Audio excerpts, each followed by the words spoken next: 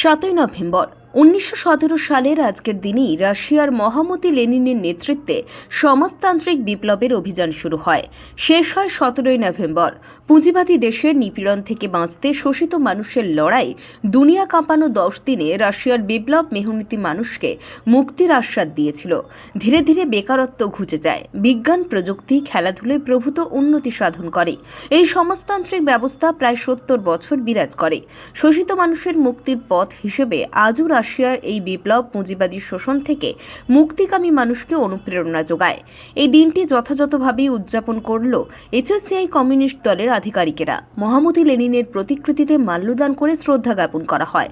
পূর্ব মেদিনীপুর জেলার তমলুকের মানিকতলা মোড়, নোনাকুড়ি বাজার, মেচেদা, নিমতৌড়ি, ময়না, পাঁশকুড়া, ভোগপুর, কাঁথি সহ বিভিন্ন প্রান্তে এই দলের পক্ষ থেকে উদযাপন করা হয়।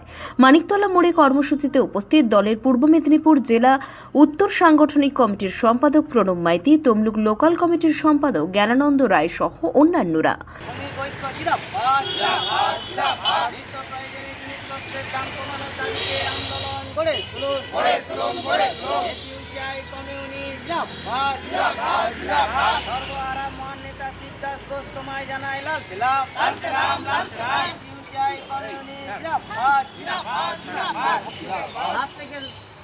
নভেম্বর 10 দিন কাঁপানো মহান নভেম্বর বিপ্লবী বার্ষিকী